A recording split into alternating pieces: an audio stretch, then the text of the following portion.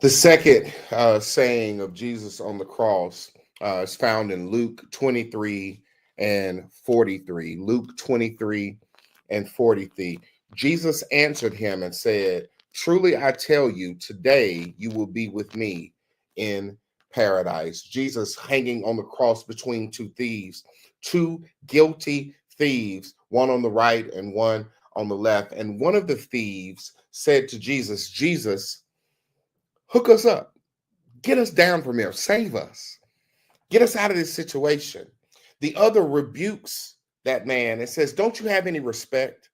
We are here because of things that we've done. He is hanging here and he has done nothing." He says, "Show some respect." And then he asks Jesus this important question.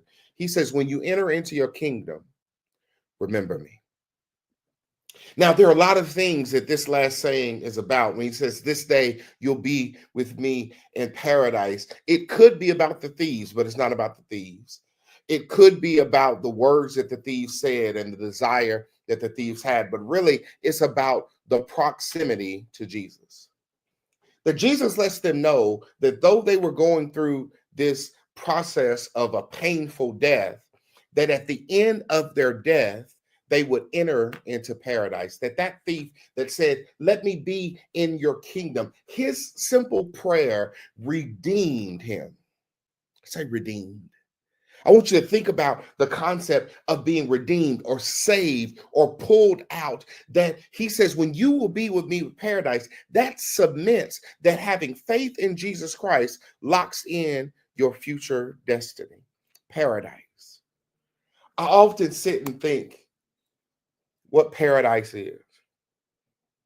I used to come up with all these scenarios about what paradise looked like and what paradise was. I used to have screensavers on my computer with tropical oases and beaches and beautiful blue water, thinking about what could paradise be like. And then I figured it out.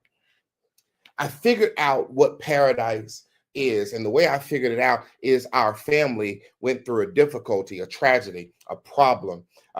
We went through an ice storm or windstorm, I can't remember which one, and we lost power in our home. We were without power for 2 weeks. And I really thought that Jamie and the girls, I still had to work. I thought Jamie and the girls should go to Lexington, where they had power and they could be safe. But they stayed.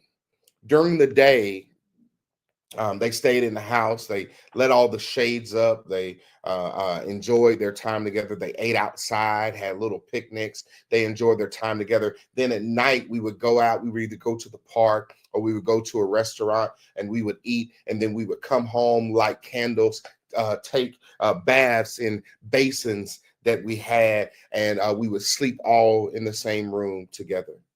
I felt so bad because I'd worked so hard to try to provide for my family. And here we are living out of basins with candle lights and going through all of these things. And then my kids, when they retell that story now, they say, "Do you remember that time we all slept in the same room together?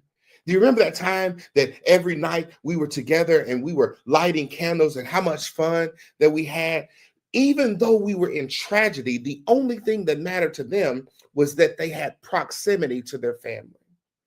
And that's when I realized that paradise is being in proximity to the ones you love. He says, "This day you'll be with me. You won't be separated from God. You will be in his presence. And in God's presence is paradise." I don't know where you are right now, what you're doing in your life, but get closer to God.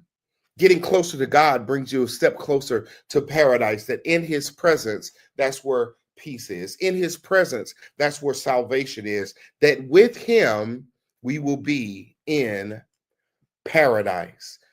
He said to the thief on the right and thief on the left, he told the one thief that had cried out to him, "This day you'll be with me